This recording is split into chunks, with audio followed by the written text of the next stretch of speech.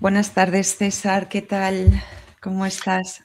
Pues encantadísimo de estar aquí. Este siempre es un momento muy grato de contacto con la gente que nos ve y que nos sigue. Y la verdad es que cada nuevo encuentro yo le encuentro un encanto especial. Sí, sí lo tiene, la verdad. Sí lo tiene. Episodio 9, César. Ya llevamos 9 episodios. Creo que este va a ser muy especial y creo que va a ser muy especial porque he recopilado muchas preguntas de amigos y hermanos que tienen dudas acerca de la congregación a la que van o que están buscando congregación, y como ya hemos dicho en episodios anteriores, creo que este es el espacio perfecto, creado uno de los objetivos exclusivo para ello, y si les podemos ayudar, para nosotros es de gran bendición. Entonces, si me lo permites, vamos a empezar como siempre saludando a queridos ya, porque ya son queridos amigos y hermanos. Decirte que hay gente que nos escribe de Murcia, de Vitoria, de Gran Canaria, de Lérida, de Valencia, todo eso de España. Pero luego hay gente, César, que nos escribe desde México, Chile, Costa Rica, Tampa, Florida, República Dominicana, Medellín, Colombia, Patagonia, Argentina, Guatemala y muchos más que iremos nombrando. Gracias, gracias y muchas gracias. Y nos llena de alegría y bendiciones. Vamos a saludar a Valesca Canales de Chile, a Jessy de Costa Rica, a Carlos Piedra Penaranda de Costa Rica también, a Constanza de la Patagonia de Argentina, a Paola de Chile, a Silvia Gutiérrez, a Sergio Romero, que además a Sergio tengo que agradecerle porque responde mucho a la gente que tiene dudas, y yo lo agradezco enormemente porque muchas veces no puedo responder a toda la gente con rapidez. A veces pasan varios días, a veces un poquito más, y cuando vas leyendo los comentarios ves que la gente se ayuda y bueno, pues se aclaran dudas entre ellos y es de enorme bendición. Javier Jiménez, que también hace lo mismo, y yo se lo agradezco enormemente. Muchísimas gracias, no dejéis de hacerlo. Muchísimas gracias por ello. Y César, vamos a empezar. Tenemos a una persona que se llama 333 de Andy y dice: buen día, disculpa la molestia, ¿de casualidad ustedes conocen alguna congregación en Bogotá, Colombia? Algo que se asemeje a Bellevue, gracias. César, bueno, gracias de Andy por escribir. Yo le contesté a de Andy y le dije que, como tú muy bien me habías dicho, porque todo el mundo tiene que saber que yo los comentarios los comparto con César, a veces los leemos juntos, pero saben que César tiene una agenda muy apretada, yo me voy ocupando de los comentarios, pero yo constantemente le voy pasando la información. César me comentó que sí conocía a alguien en Bogotá, Colombia, pero que necesitaba asegurarse de que la congregación seguía tal y como él la conocía. Yo le respondí esto: estamos en averiguaciones. Lo que sí, yo creo que también hay que decir que encontrar una congregación como Bellevue no es fácil, César, ¿verdad? Y a mí me parece que es un momento, yo creo que estupendo, porque nos lo han puesto en bandeja, y creo que Bellevue se merece, los hermanos de Bellevue se merece que un poco que contemos a la gente realmente cómo funciona nuestra congregación, si te parece bien. Sí, me parece muy bien, creo que es muy adecuado. La verdad es que la congregación de Bellevue se basa de manera estricta, total y absoluta en el funcionamiento de las iglesias locales que aparecen en el Nuevo Testamento, y en ese sentido es verdad que se diferencia mucho de ciertos modelos de congregación de iglesias que existen en todas partes del mundo. Por ejemplo, Bellevue no tiene nadie que reciba un solo céntimo por el servicio que realiza en la iglesia. La gente colabora en la iglesia de acuerdo a los dones que le ha dado el Espíritu Santo y no percibe un solo dólar, no percibe un solo céntimo por eso. No creemos, porque la Biblia no lo establece en ningún sitio, que exista un ministerio cristiano profesionalizado, que exista un ministerio cristiano que tenga que ser asalariado, y eso es algo que evitamos, casi me atrevería a decir que como la peste. De manera que, en este sentido, en primer lugar, no existe un solo ministerio de los que se ejerzan en la iglesia local de Bellevue que esté pagado, que esté asalariado. Segundo, los ministerios tienen que ver con los dones. No es algo que deriva de que alguien tenga una titulación, de que alguien haya sido impuesto por la denominación, de que lo decida una junta, cosa parecida. No, la gente ejerce sus dones dentro de la iglesia y la iglesia reconoce los distintos dones. Y en ese sentido, la iglesia puede reconocer lo mismo un don de enseñanza que un don de servicio. Puede reconocer lo mismo un don de administración que un don de presidir. Es decir, los dones que aparecen en la Biblia son reconocidos en la medida en que existen.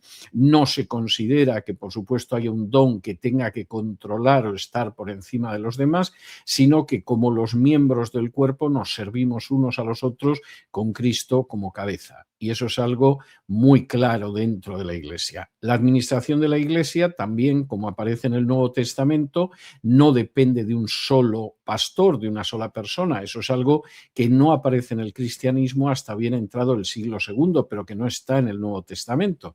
En el Nuevo Testamento siempre se habla de un consejo de obispos o de ancianos, según la traducción que la persona utilice de la Biblia, y nosotros tenemos un consejo, que además es un consejo elegido por la congregación y que se renueva cada cierto tiempo, y ese consejo asume tareas de ese tipo, como puede ser el plan de enseñanza, como puede ser el plan de enseñanza dedicado a niños y a jóvenes, como puede ser el plan de evangelización, como puede ser las tareas de carácter administrativo y tesorería, etcétera, etcétera, etcétera.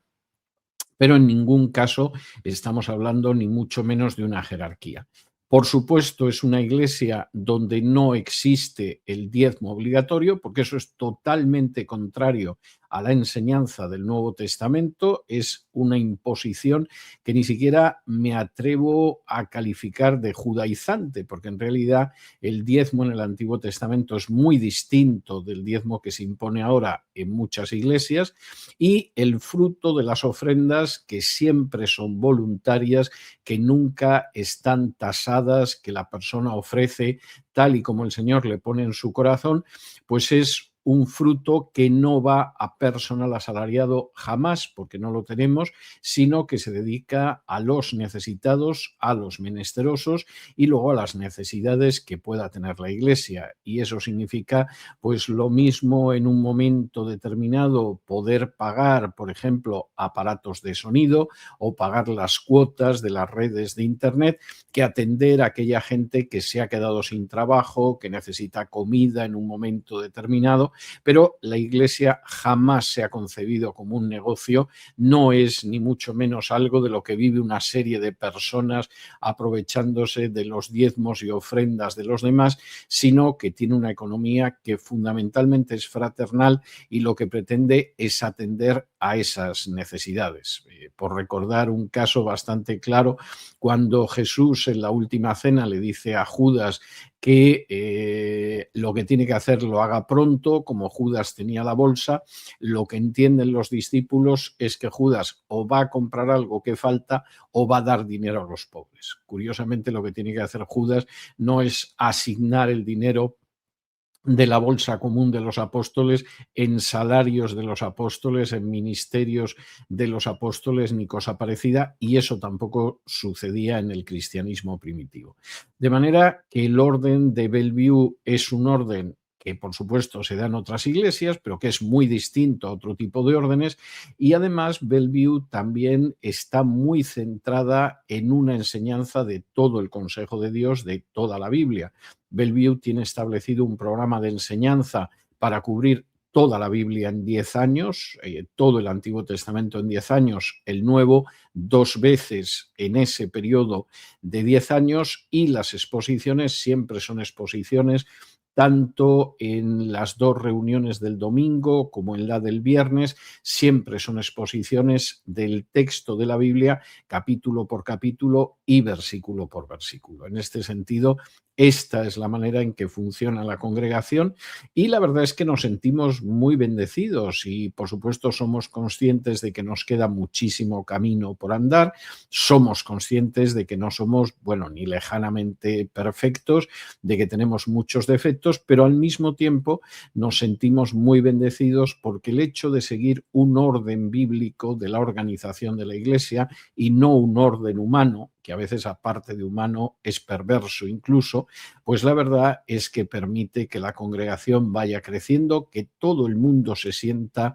involucrado en la congregación y que además la gente haya ido aprendiendo poco a poco a servir y a servir por amor al Señor, a servir por amor a los hermanos y no a servir para percibir un salario.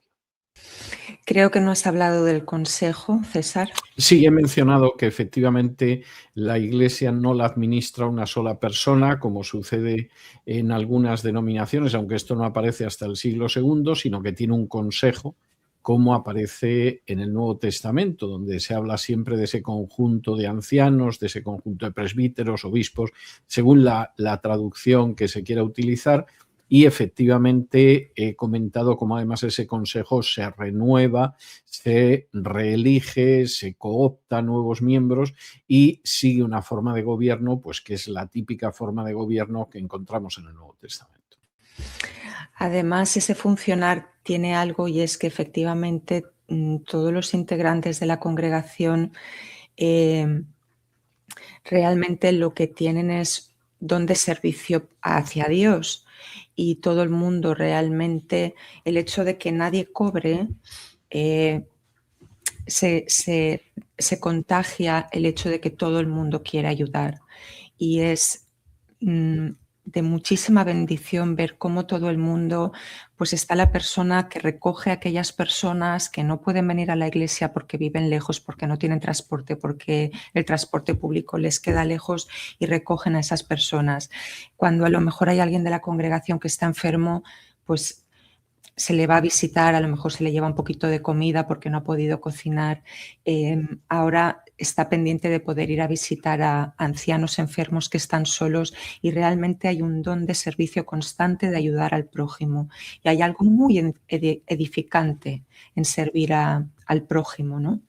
Yo creo que además el modelo de funcionamiento de los dones, que no tiene mucho que ver con eso que algunos consideran que es el ejercicio de los dones y que se enseña en muchas iglesias, es algo a lo que yo dediqué bastante tiempo en la exposición de Primera de Corintios. Es decir, que tanto la gente que siga la exposición de Primera de Corintios, que está aquí en el canal del Gibor, o que se matricule en las cartas a los Corintios en el curso de Teshuvá, pues lo puede desarrollar, pero nosotros estamos funcionando como funcionaba la iglesia primitiva, que no tenía un orden jerárquico, que no tenía una persona en la cúspide de la pirámide dando órdenes a los que estaban debajo, sino que efectivamente funcionamos de acuerdo con los dones y en ese sentido cualquier persona que desea servir dentro de los dones que haya podido recibir es una persona que tiene sitio para servir dentro de nuestra iglesia local, que se aprecia ese servicio,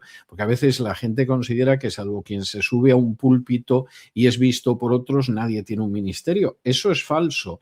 Es antibíblico y es muy dañino para una congregación. Hay gente, y yo lo he enfatizado muchas veces en la enseñanza en la iglesia, hay gente que tiene un don de servicio en la iglesia inmenso, es una persona anónima, quizá la gente no ve cómo esa persona sirve, pero esa persona es importantísima y para nosotros no es una persona menos importante ni mucho menos que aquella persona que a lo mejor en algún momento se sube al púlpito. Nosotros tenemos una visión que no es jerárquica, no tenemos una visión piramidal, tenemos la visión orgánica del cuerpo que Pablo enseña en la primera carta a los Corintios, donde todos los miembros nos servimos unos a otros, donde el que es mano no considera que es superior al que es pie, donde el que es pie no considera que porque solo es pie no forma parte del cuerpo y donde al final la dirección, la única cabeza que existe es Cristo. Habrá gente que considere que esto es muy idealista, esto es imposible. Nosotros somos una muestra de que efectivamente esto es posible, porque es realmente lo que encontramos en las páginas del Nuevo Testamento. E insisto, no somos ni mucho menos perfectos, somos muy imperfectos, nos queda mucho camino por andar, nos quedan muchas cosas por mejorar, pero nos sentimos enormemente bendecidos porque el hecho de vivir en obediencia a las enseñanzas del Señor, las enseñanzas que aparecen en el Nuevo Testamento, siempre es motivo y origen de bendición. Y en este sentido nos sentimos muy bendecidos. Amén, César. Creo que vamos a cerrar esta parte enviando un abrazo enorme, cálido y fraternal a todos nuestros hermanos de Bellevue. Me pondría a nombrarlos, pero no puede ser porque me voy a olvidar de algo. Además, ya somos muchos y sería muy injusto dejarme a alguien sin nombrar porque son todos de una enorme bendición en nuestras vidas, en las vidas unos de los otros y sobre todo todos estamos ahí para servir al Señor. Un abrazo para todos. La siguiente pregunta no es una pregunta, César, pero yo he sentido la necesidad de transmitirla porque me apetece que ayudemos a María Concepción Rodríguez, porque dice así: yo tengo fe y soy creyente, me bautizaron cuando nací, es lo que hacían tus padres, creo que valdrá igual. Y no vale igual. Así que vamos a intentar ayudar a María. Por si tuviera alguna duda, César, adelante. Sí, no vale igual por una sencilla razón, y es porque el bautismo en el Nuevo Testamento siempre es después de creer, no antes. Vamos a ver un pasaje que hemos mencionado en alguna otra ocasión en el Evangelio de Marcos, capítulo 16. Y en Marcos 16 y versículos del 14 en adelante dice así: finalmente se apareció, está hablando de Jesús, a los 11 mismos, estando ellos sentados a la mesa, y les reprochó su incredulidad y dureza de corazón, porque no habían creído a los que le habían visto resucitados. Y les dijo: id por todo el mundo y predicad el evangelio a toda criatura. El que creyere y fuere bautizado será salvo, mas el que no creyere será condenado. El orden que establece el mismo Jesús es muy claro. La persona cree y es bautizada. Es verdad que hay una tradición que empieza de manera muy tardía, ya en el siglo III, en la cual se une el imponer el nombre a un niño con el hecho de bautizarlo. Pero eso es algo que es contrario a la enseñanza de la Escritura. En la Escritura siempre se cree algo y a continuación, después de creer, es cuando esa persona es bautizada. Voy a mostrar otro ejemplo. Este es el mandato de Jesús, que es muy claro, pero hay muchos ejemplos, sobre todo en el libro de los Hechos, donde la gente siempre cree en primer lugar y después es bautizado. Y es en el libro de los Hechos, capítulo 8, donde se describe cómo Felipe le predica el evangelio al etíope y en un momento determinado el etíope lo cree. Y dice en Hechos 8 y versículos del 35 en adelante: entonces Felipe, abriendo su boca y comenzando desde esta escritura, le anunció el evangelio de Jesús. Y yendo por el camino llegaron a cierta agua y dijo el eunuco: aquí hay agua, ¿qué impide que yo sea bautizado? Y Felipe dijo: si crees de todo corazón, bien puedes. Y respondiendo dijo: creo que Jesucristo es el Hijo de Dios. Y mandó parar el carro y descendieron ambos al agua, Felipe y el eunuco, y lo bautizó. Pero la respuesta de Felipe es muy clara. Bueno, ¿qué tengo que hacer para que me bauticen?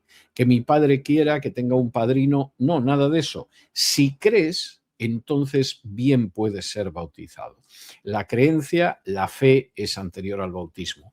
Y si una persona fue bautizado cuando era un niño recién nacido, porque nació en una familia católica, por ejemplo, en una familia ortodoxa, y en un momento determinado esa persona llega a creer, llega a experimentar una conversión, esa persona debe de seguir en obediencia al mandato de Jesús y la práctica de esa primera iglesia primitiva, de la iglesia de los apóstoles, y bautizarse después de creer. María Concepción, espero de todo corazón que hayas escuchado estas palabras y que haya podido calar algo dentro de tu corazón. Yo te invito que si tienes más dudas nos escribas para que sigamos aconsejándote y ayudándote.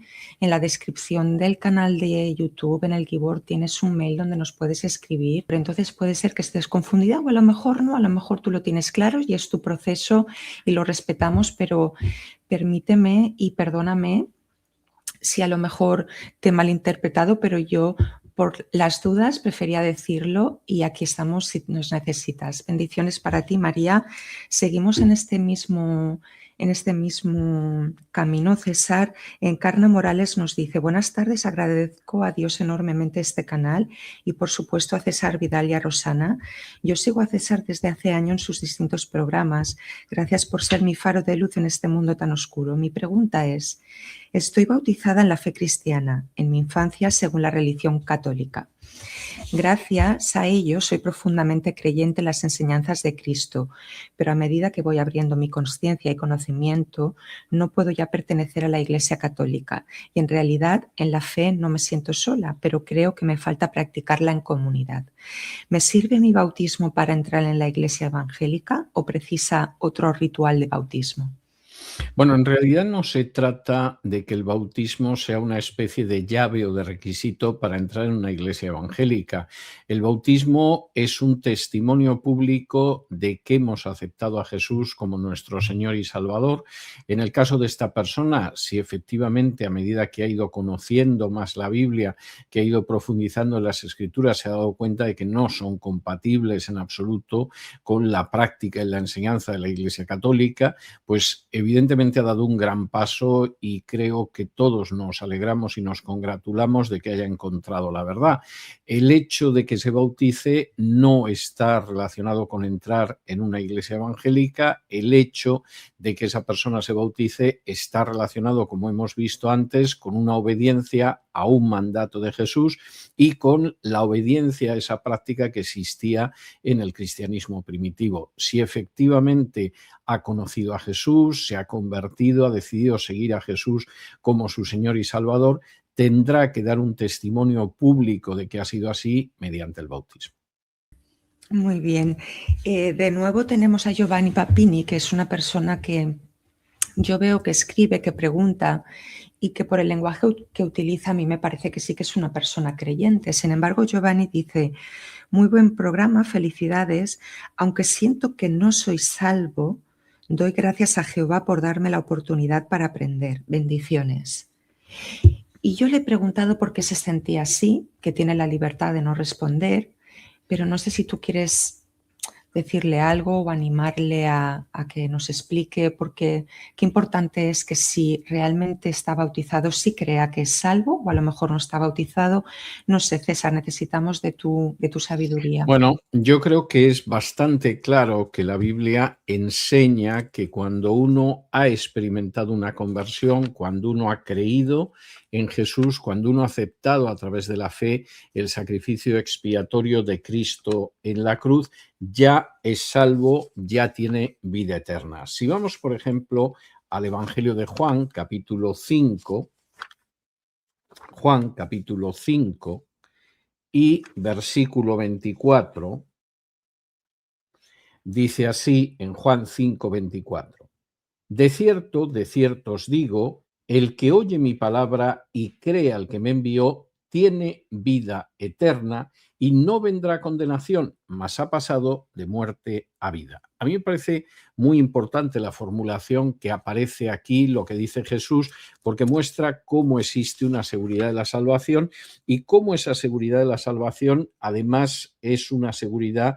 de la salvación totalmente presente. Es algo en ese sentido muy claro. No dice, por ejemplo, el que oye mi palabra y crea al que me envió, quizá llegue a tener vida eterna o tendrá vida eterna, sino que dice en presente, tiene vida eterna.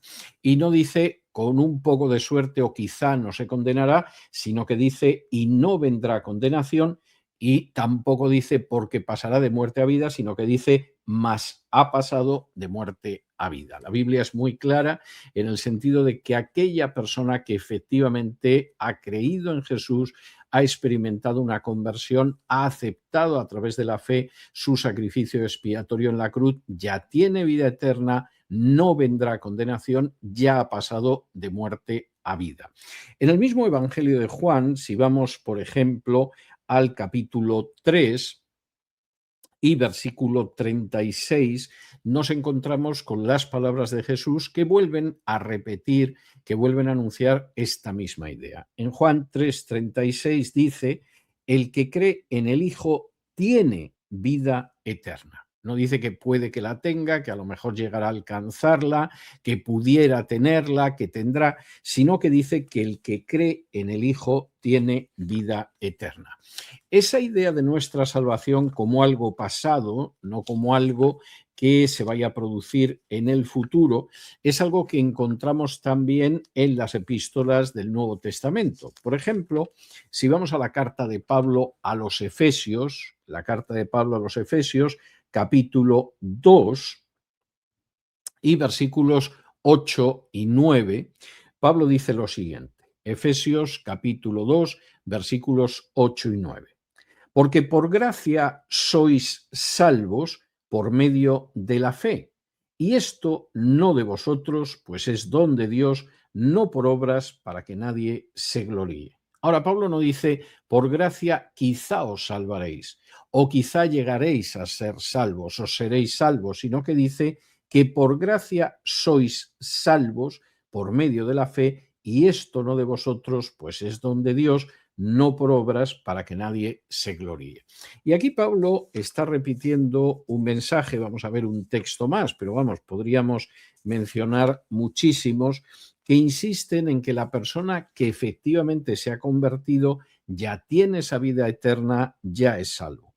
Por ejemplo, si vamos a la carta a los Romanos, carta de Pablo a los Romanos, capítulo 8 y versículo 1, dice lo siguiente. Ahora pues, ninguna condenación hay para los que están en Cristo Jesús, los que no andan conforme a la carne, sino conforme al Espíritu. Y en ese sentido, de nuevo, Pablo es muy claro. Para aquellos que están en Cristo Jesús, no hay condenación. De nuevo, es algo evidente, es algo que se vive ya ahora y es algo que se vive desde el momento en que esa persona ha experimentado una conversión.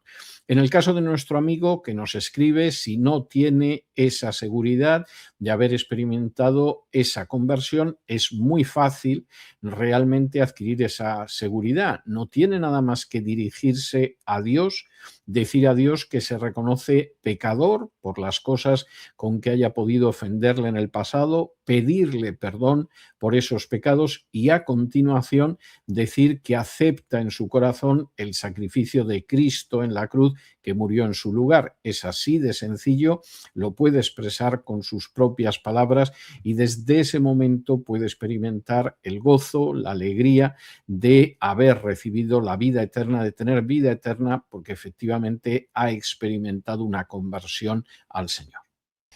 Gracias, César. Amén, Giovanni. Ojalá se produzca. Ya nos contarás.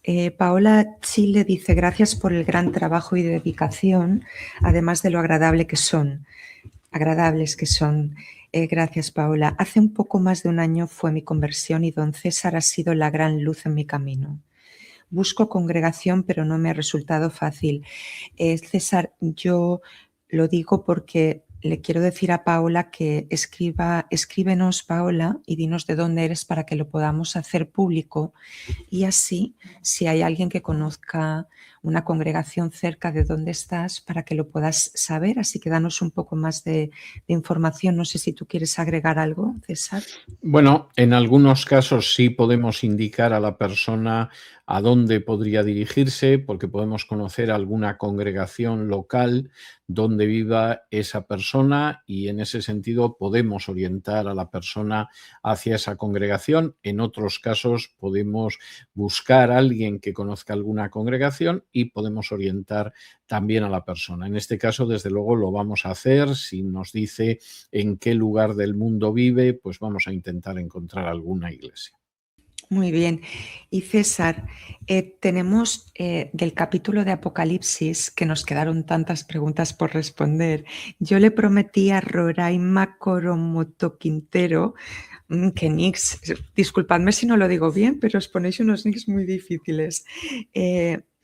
Gracia y paz, Dios les continúe llenando de sabiduría. Me congrego en un lugar donde el pastor predica cada domingo sobre cuidar la salvación, porque se pierde, y cada servicio lo hace según su sentir, mas no de forma sistemática.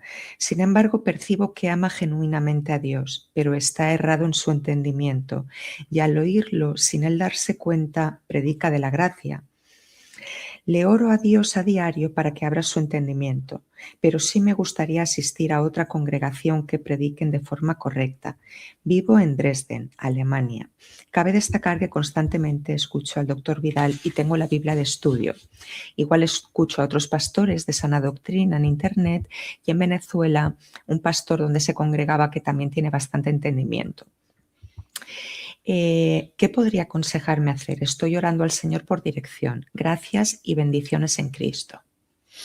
Bueno, vamos a ver, hay varias opciones y a mí me faltan datos como para decidirme por una opción u otra. Yo creo que esta persona tiene que colocarse delante del Señor pidiendo dirección al respecto. Yo creo que aunque no coincida en el tema de las doctrinas de la gracia con este pastor, si efectivamente el resto de la predicación es una predicación bíblica y no existe otra alternativa, pues siempre es mucho mejor que siga acudiendo a esta iglesia que el hecho de que no se congregue con otros creyentes. Eso me parece muy claro. Ahora, al mismo tiempo, creo que puede ser interesante que busque otra iglesia donde la enseñanza sobre las doctrinas de la gracia esté más ajustada a lo que enseña las Escrituras y en ese sentido se pueda sentir más cómodo. No porque escuche algo que le pueda o no le pueda gustar, sino porque pueda escuchar una enseñanza que está más amoldada a la enseñanza del Nuevo Testamento. Gracias, César. Gloria Ruiz Reiriz nos dice, conozco personas de raíces hebreas. ¿Debo hospedarlas en mi casa? Bueno, yo creo que la hospitalidad es una hospitalidad que no hace acepción de personas y en última instancia creo que la hospitalidad pues es algo que debe de caracterizarnos a los cristianos y en muchísimas ocasiones pues claro que acogemos a gente que ni siquiera es creyente, ¿no? Y por supuesto lo hacemos con todo el corazón y lo hacemos con un sentimiento de hospitalidad. No creo que haya que poner una barrera en relación con otras personas a la hora de ejercer la hospitalidad. Muy bien. Antonio Costa de Cañada nos pregunta, buenas tardes, una pregunta para el hermano César. ¿Una persona que se convierte, que tiene fe en Jesús, pero que no se bautiza, es salva? Una persona que se convierte y tiene fe en Jesús es salva desde el mismo momento en que se convierte y tiene fe en Jesús. Pero eso no le exime ni le quita el deber de obedecer a un mandamiento de Jesús como el del bautismo. Que hay gente que no llega a bautizarse no por su deseo o por su voluntad, sino porque las circunstancias no lo permiten y sin embargo es gente salva, es algo que encontramos en el Nuevo Testamento. Es obvio que el ladrón que estaba clavado en la cruz al lado de Jesús y que se arrepintió viendo a Jesús y que le dijo, Jesús, acuérdate de mí en tu reino, y Jesús le dijo, hoy estarás conmigo en el paraíso, pues es una persona que no se bautizó y que además no podía bautizarse clavado como estaba en la cruz, y eso no impidió que fuera salvo y eso no impidió, como dice Jesús, que ese mismo día estuviera con él en el paraíso. Pero eso es una cosa, y otra cosa muy distinta es el hecho de desobedecer un mandato. Y la Biblia señala con claridad que aunque una persona se salva no por obras, no por recibir sacramentos, no por ritos, no por ceremonias, sino única y exclusivamente a través de la fe en Jesús, sin embargo, eso no debería hacer que la persona desobedeciera el mandato del bautismo y eso no debería hacer que la persona tampoco descuidara el bautismo después de un cierto tiempo. Muy bien. Omar Medina nos dice: hola hermanos, mi nombre es Omar Medina y vivo en Tampa, Florida. Tengo dos preguntas relacionadas con las que algunos hicieron en este vídeo, el vídeo anterior que hicimos, César, sobre el bautismo. ¿Por qué muchas iglesias ponen un periodo de 6 meses para bautizar a alguien que ha hecho su confesión de fe cuando la Escritura muestra que se bautiza inmediatamente de la conversión? Y luego la segunda pregunta es sobre la predestinación. Me queda muy claro que Dios, por el puro afecto de su voluntad, es el que mueve a la persona a venir a su encuentro. Pero la Escritura afirma también que Dios no hace acepción de personas. Entonces, ¿Dios predestina a algunos o a todos los hombres? Gracias y bendiciones. César, perdona porque te he hecho las dos preguntas seguidas. No hay Igual, problema. si no recuerdas la segunda, te la recuerdo. Si se me pasa una, tú me la vas a recordar amablemente. La primera era sobre el bautismo, pero repítemela, por favor, Sí, porque... perdóname, no te las No, tenía que no, haber hecho. perdóname tú a mí. Dice: ¿por qué muchas iglesias ponen un periodo de 6 Sí, ya meses está. para Sí, sí, bautizar a alguien? ya la recuerdo, ya la recuerdo. Vale. Bueno, vamos a ver, en el Nuevo Testamento, efectivamente, el bautismo suele ir muy cerca de la conversión. Es decir, una persona se convierte y prácticamente se bautiza de manera automática, y el ejemplo que hemos leído antes del etíope al que bautiza a Felipe, pues parece bastante claro. Es decir, con que la persona comprenda algunas cosas que son elementales, por ejemplo, que Jesús es el Mesías y el Hijo de Dios, y que además somos salvos por creer en Jesús, pues esa persona puede ser bautizada. ¿Por qué en algunos casos se retrasa? Bueno, yo creo que la razón fundamental es que en el periodo apostólico, en el siglo I, el mensaje del Evangelio era claro, clarísimo, y no había veintitantas o treinta y tantas o las que fueran interpretaciones distintas acerca de lo que es el mensaje de Jesús. Como eso, lamentablemente, no sucede a día de hoy, como hay gente que incluso se puede convertir y venir de un trasfondo que ha creído durante mucho tiempo que es cristiano, pero que no lo es, como es el caso de la Iglesia Católica, pues evidentemente el hecho de que esa persona necesita una mínima instrucción, a mí me parece que es obligado. Esa persona tiene que entender algunas verdades elementales de la fe cristiana, y esas verdades a veces pues hay que explicar lo que no es verdad y a lo mejor ha creído durante años. Con todo y con eso, yo creo que la instrucción para el bautismo no tiene por qué ser muy larga, no creo que se tenga que alargar a lo largo de meses. Y, por ejemplo, cuando yo he tenido que dar en los 2 últimos años en Bellevue clases de bautismos para gente que se tenía que bautizar, pues efectivamente la instrucción es una instrucción que ha sido muy sintética, que ha sido bastante rápida, que ha sido centrada en los aspectos esenciales de la fe cristiana, que con el tiempo irá aprendiendo más y los irá desarrollando, pero que esos son los indispensables y además enseñados a partir de la Biblia, y con esa instrucción la persona tiene, por supuesto, de sobra para bautizarse.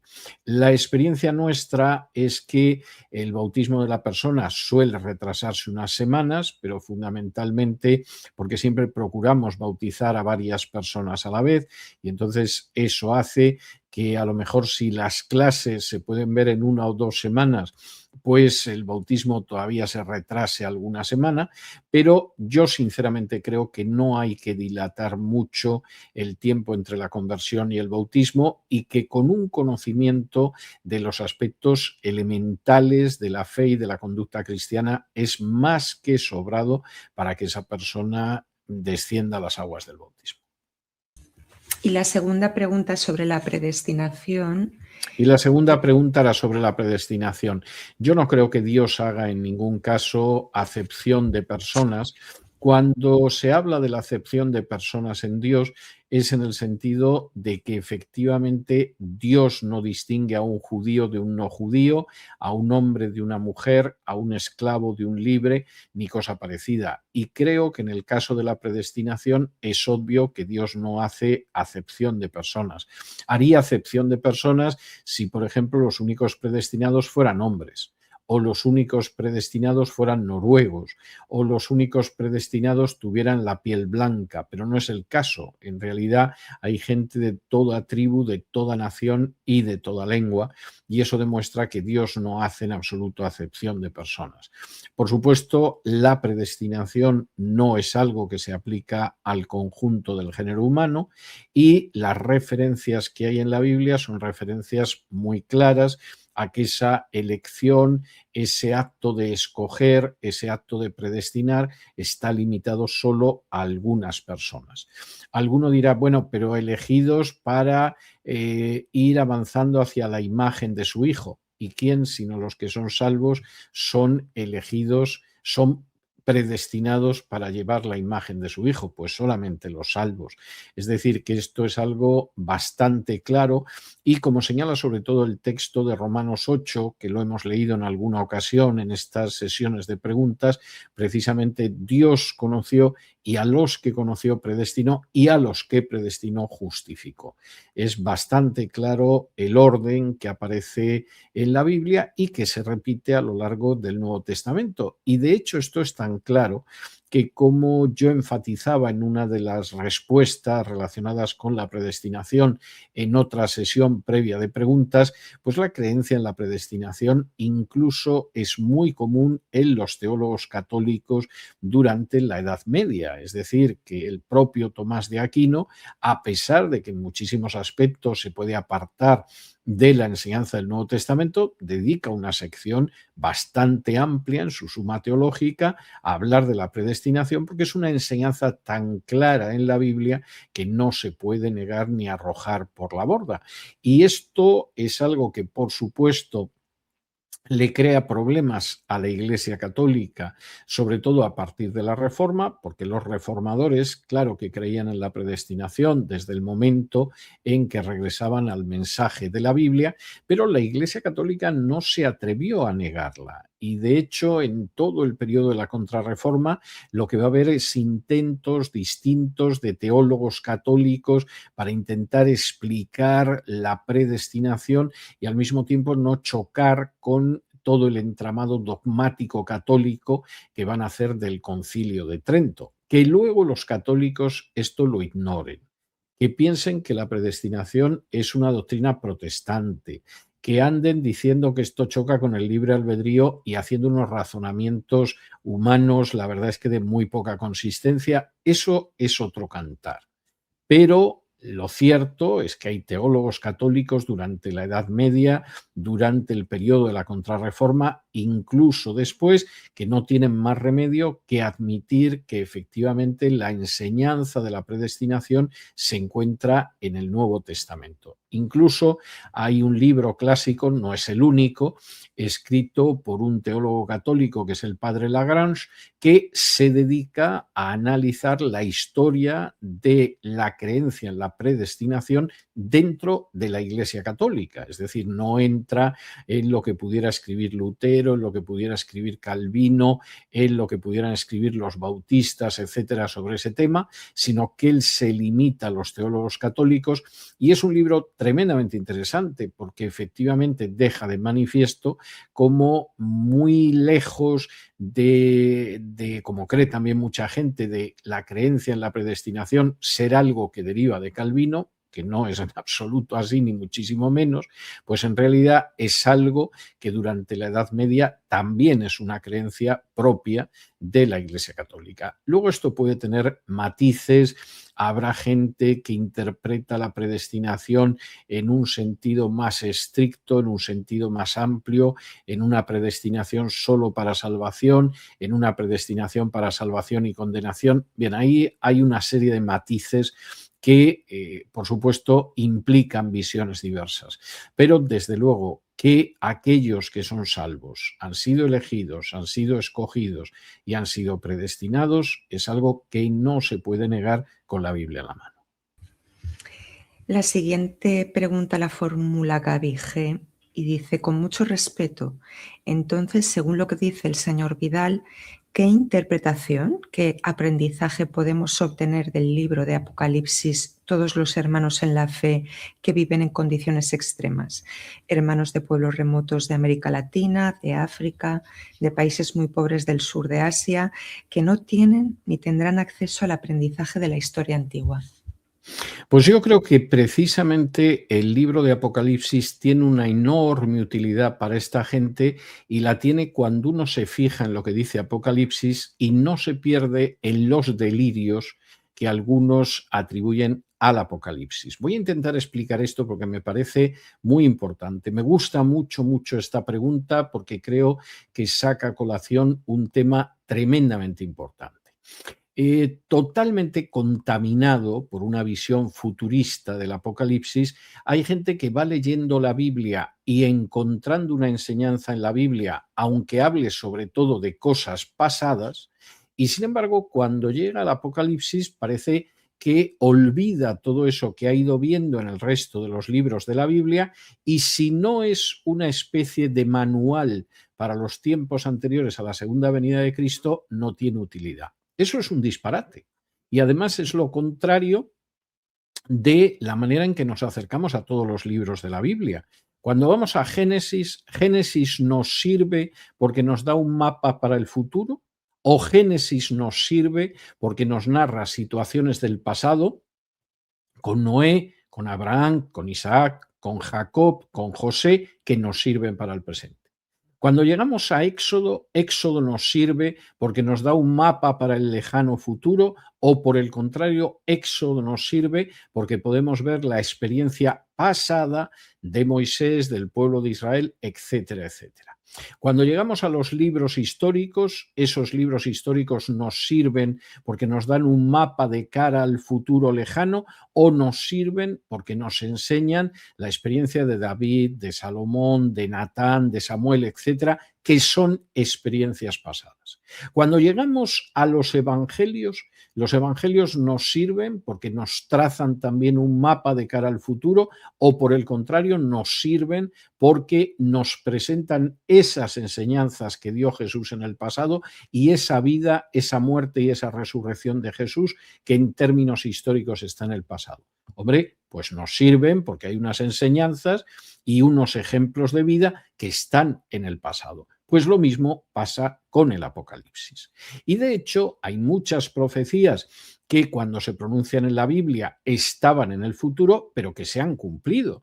Por ejemplo, las profecías sobre la muerte del Mesías, cuando las escribe David 10 siglos antes de Cristo, cuando las escribe Zacarías 5 siglos antes de Cristo, cuando las escribe Isaías 8 siglos antes de Cristo, estaban en el futuro, pero ya se cumplieron y se cumplieron hace casi 2000 años. ¿Por eso no nos sirven? No, todo lo contrario. Nos muestran cómo efectivamente la palabra de Dios se ha cumplido y nos sirven tremendamente. Vamos a suponer una persona, como nos dice la persona que ha planteado esta pregunta, que de verdad que me parece una pregunta importantísima y además muy oportuna. Vamos a suponer una persona que vive en África, una persona que vive en un lugar perdido en un país islámico, que vive en una selva amazónica, que hay símbolos del Apocalipsis que no puede entender, como a lo mejor no entiende otros símbolos en Ezequiel, en Jeremías o en el libro de Daniel. ¿Por eso el libro de Apocalipsis no le sirve? No, todo lo contrario. El libro de Apocalipsis tiene una tremenda utilidad vital para esa persona. Primero, porque cuando habla de las cartas a las 7 iglesias del Apocalipsis, no está hablando de periodos históricos que se van produciendo, sino que habla de problemas reales en iglesias del siglo I que tenían una relación con Juan y que tienen paralelo precisamente con problemas que pueden darse hoy en día. Cuando habla de esos que dice que son judíos, pero que como no creen en Jesús, realmente no son judíos, sino sinagoga de Satanás, está planteando un problema que es de hoy en día, aquellos que afirman que son los judíos, pero que no creen en Jesús y por lo tanto a los ojos de Dios no son en absoluto judíos. Cuando habla, por ejemplo, de esa iglesia que ha tenido muchas cualidades en el pasado, pero que ha perdido el primer amor y tiene que arrepentirse, bueno, eso no tiene interés porque se pueda producir en no sé qué periodo histórico, eso tiene interés porque es una realidad de ahora mismo. Cuando hablas de una persecución y cómo cuando haya una persecución, por muy dura que sea, finalmente es Cristo el que va a triunfar, eso no es algo que carezca de interés porque no se pueda ubicar en la historia. Ahí hay una enseñanza que es tremendamente importante y que por supuesto nos sirve. Y pretender que, bueno, que porque uno tiene una visión futurista que es radicalmente falsa y que además choca con el contenido del libro, eso sí le sirve a una persona que vive en la selva del Amazonas o que vive en la sabana africana y sin embargo, si no consigue identificar todos los símbolos y solamente se fija en la enseñanza moral, el Apocalipsis no le sirve, pues es una posición equivocada, porque realmente el Apocalipsis no es ni ha sido jamás una guía para un futuro lejano, para que la gente lea el periódico o ponga la televisión y empiece a identificar lo que pasa en Oriente Medio, que siempre se equivocan y llevan equivocándose décadas con lo que dice Apocalipsis. Apocalipsis es un libro práctico. Es un libro práctico de cara precisamente a la dificultad y a la persecución. Y es un libro práctico porque lejos de hablar de un futuro que no se va a producir, porque salvo la referencia final a la resurrección, al juicio final, el libro habla de profecías que se cumplieron de manera matemática en el siglo I. Sin embargo, es un libro muy útil porque nos muestra, primero, cómo la palabra de Dios se cumple meticulosamente, cómo esas profecías que el libro de Apocalipsis desde el principio dice que se cumplirán pronto, efectivamente se cumplieron. Pero incluso aquel que no pueda entender eso, ve la enseñanza del libro de Apocalipsis. Y las enseñanzas son muchas. Hablan de una fidelidad al Señor, de una obediencia que tiene que estar dispuesta hasta la muerte en la cruz, como Jesús enseña en los evangelios. Habla del hecho de que hay poderes demoníacos, pero esos poderes demoníacos, por mucho daño que puedan hacer a los discípulos de Jesús, no van a vencer. Hablan de cómo la historia está en manos de Dios. Hablan de cómo cuando uno oye hablar del león de la tribu de Judá, lo que contempla no es una fiera que despedaza, sino que lo que contempla es un cordero que ha sido sacrificado, que es Jesús, que ha sido inmolado en la cruz por nosotros, etcétera, etcétera, etcétera. De manera que el libro de Apocalipsis, precisamente cuando uno lee el libro, aunque no sepa historia, aunque no pueda identificar los símbolos, es muy útil. Cuando, por el contrario, en vez de fijarse en esas enseñanzas de cómo debe vivir un creyente, lo que sucede es que uno se pierde en especulaciones que, insisto, se demuestran falsas vez tras vez. Llevan décadas diciendo las mismas pavadas que no se cumplen jamás, pues evidentemente ahí hay una situación en la cual hay que optar por lo que dice el libro y no por estas interpretaciones que vez tras vez demuestran que son profecías falsas y que muchas veces van unidas incluso a formular fechas de la segunda venida de Cristo que no se cumplen jamás, porque no pueden cumplirse, porque no es algo que Dios vaya a tolerar. Voy a leer un pasaje que leo muy a menudo, pero es que sinceramente creo que me va a tocar seguir leyendo durante muchísimo tiempo, dado el vicio que tienen algunas personas por profetizar en falso y la credulidad de muchas personas por escuchar a estos falsos profetas.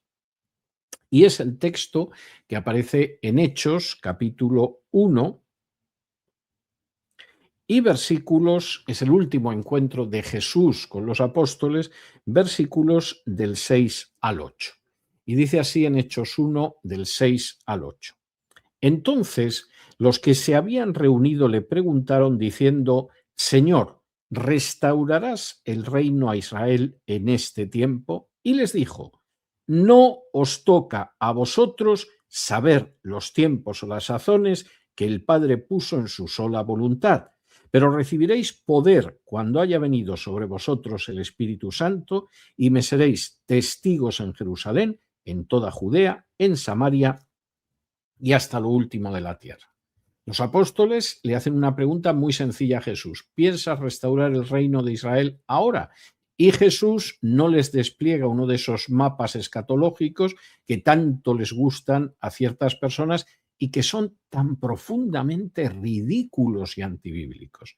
Esto es lo terrible, cómo a la gente le puede gustar ese tipo de mapa escatológico y es ridículo y antibíblico. Y además es una muestra de terrible desobediencia a la enseñanza de Jesús. Porque Jesús es muy claro cuando dice: no os toca a vosotros saber los tiempos o las sazones que el Padre puso en su sola potestad, que no es cosa vuestra. Y si alguien aparece estableciendo esos tiempos y esas sazones, o es un desobediente, que estas palabras de Jesús las pasa por alto, o es un ignorante, quizá no las conoce y se ha metido donde no tiene que meterse, o es un estafador espiritual y un falso profeta que saca beneficio de engañar a gente ignorante y crédula. En cualquiera de los casos es muy grave. Significa desobedecer de manera frontal lo que enseñó Jesús.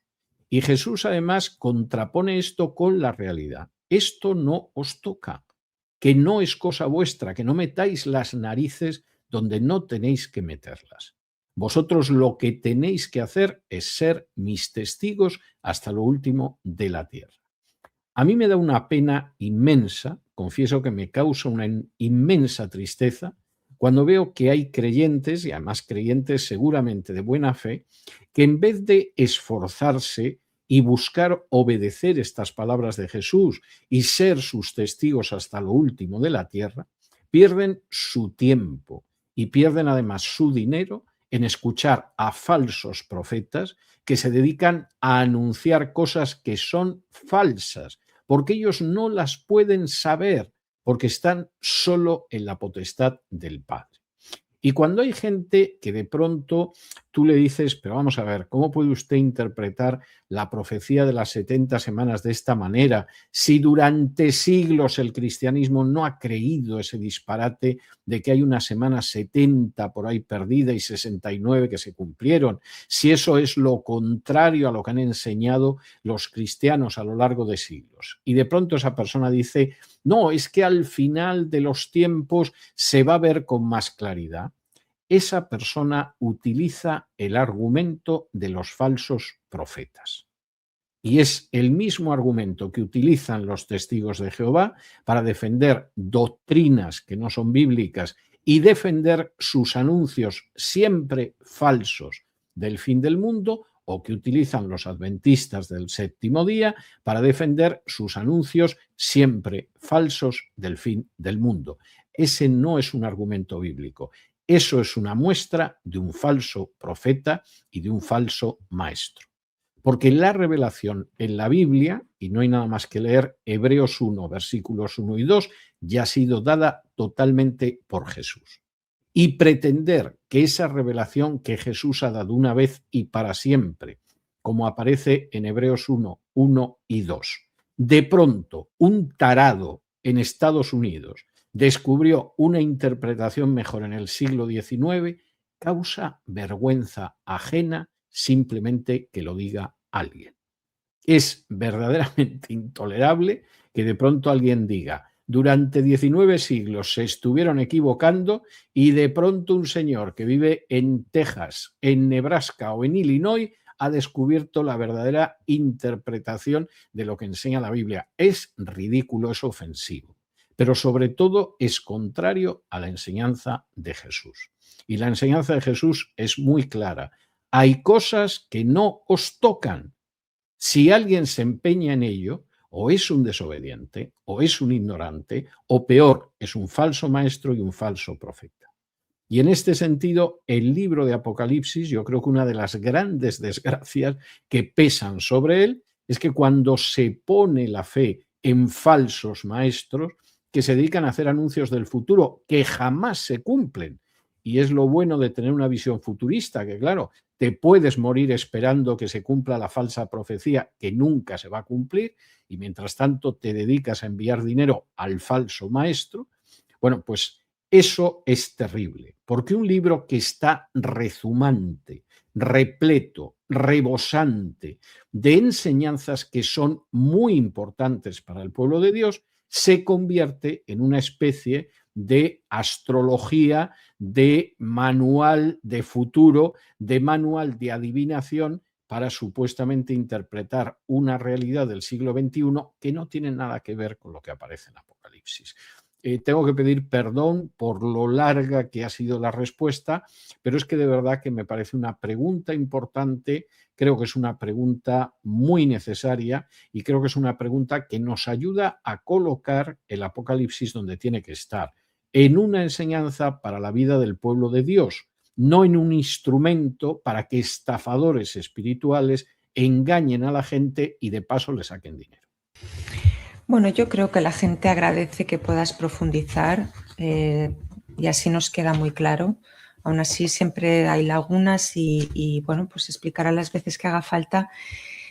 César, yo tengo que decir que la cantidad de comentarios y de preguntas que ha generado solo la parte de lo que estuvimos hablando sobre Apocalipsis en el vídeo anterior ha sido una avalancha que vamos a hacer como con el especial de Israel. Vamos a hacer un especial sobre este tema y así vamos a concentrar todas las preguntas porque muchas se pueden aunar y yo creo que puede ser muy interesante. Siguiente pregunta. Dime. Sí, si me permites hacer un comentario, porque me parece importante. Primero, la gente que quiera tener un material escrito sobre Apocalipsis, en el libro El discípulo amado, que es sobre la vida y los tiempos del apóstol Juan, que creo que estará en la calle el 1 de abril, si no me falla la memoria, Rosana me corregirá si me equivoco, hay toda una sección del libro dedicada a Apocalipsis.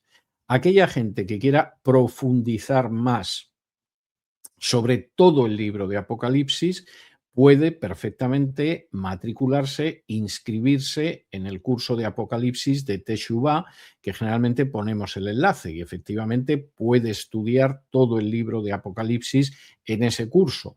La persona que a lo mejor no tenga interés en profundizar en todo el libro de Apocalipsis, que tenga interés en algún aspecto concreto de Apocalipsis, bueno, pues esa persona perfectamente puede formular sus preguntas y tendremos un especial de preguntas sobre Apocalipsis que a lo mejor acaba siendo 2 especiales sobre Apocalipsis. Vamos a intentar servir a la gente de la mejor manera posible.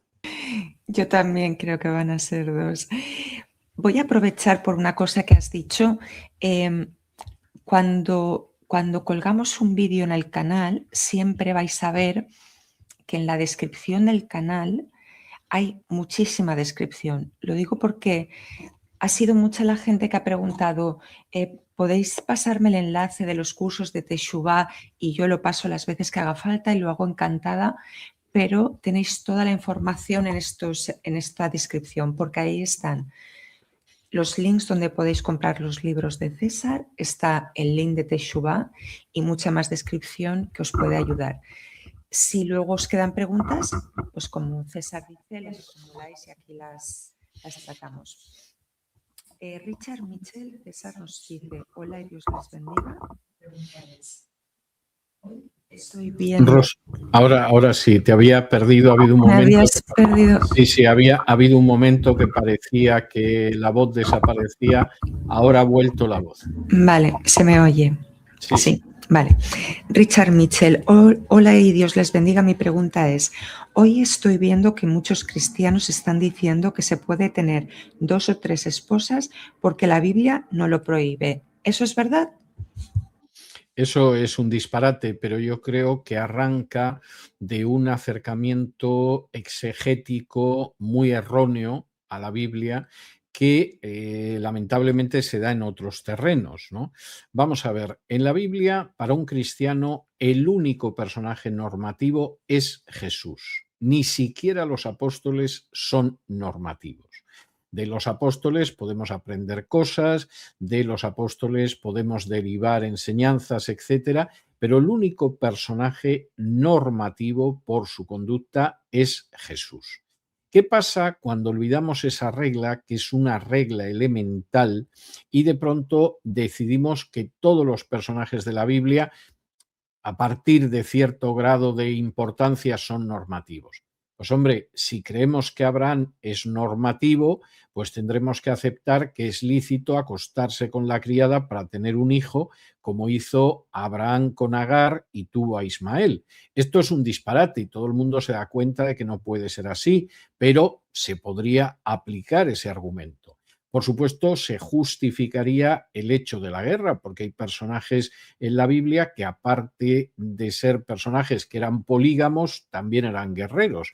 Yo no sé por qué hay gente que se da cuenta de que la poligamia no tiene sentido y, sin embargo, el hecho de la guerra les parece que es muy normal, cuando Jesús enseñó claramente en Juan 18:36 que su reino no es de este mundo y que, de hecho, si su reino fuera de este mundo, que no lo es, entonces sus seguidores combatirían. Si fuera de este mundo, pero no lo es. Luego no combaten y, efectivamente, los cristianos hasta inicios del siglo IV jamás combatieron ni formaron parte de ningún ejército, e incluso en algunas ocasiones fueron ejecutados por su negativa a formar parte de un ejército, lo cual es importante. Pero claro, si uno en principio pues puede aceptar determinadas conductas porque aparecen en personajes del Antiguo Testamento que tienen cierta relevancia, pues claro, sí se podría aceptar también la poligamia. ¿Por qué es inaceptable? Pues muy sencillo, porque la única enseñanza que es totalmente normativa no es la vida de David, que tuvo varias esposas, no es la vida de Jacob, que fue también un bígamo. La única enseñanza normativa es la de Jesús, y Jesús recuerda expresamente cómo al principio Dios creó a un hombre y a una mujer, no a un hombre y a 4 mujeres, por ejemplo, o a una mujer y a 3 hombres. Y esto pues es algo bastante claro. Insisto, la totalidad de los problemas que puedan presentarse en un momento determinado se solucionan para un cristiano cuando un cristiano recuerda que el único ser normativo para nosotros es nuestro Señor Jesucristo. Si uno, por el contrario, pierde de vista eso, que es un principio exegético absolutamente elemental, y decide que, bueno, que lo que haya podido hacer un personaje en el Antiguo Testamento, si es un personaje de cierta importancia, está bien, pues claro, podemos justificar la guerra, la poligamia, el mantener relaciones con una concubina que es criada en la casa, etcétera, etcétera, etcétera, lo cual es evidente que no puede ser. Hay gente que también justifica así el diezmo, que no tiene ninguna base en el Nuevo Testamento, dicho sea de paso. O sea, que a mí me parece obvio que si uno justifica el diezmo, justifica la guerra, pues puede justificar la poligamia, pero no está justificado ninguno de esos extremos, precisamente porque lo normativo es Jesús y lo normativo no es, bajo ningún concepto, lo que haya podido hacer tal o cual personaje del Antiguo Testamento, por muy importante que fuera.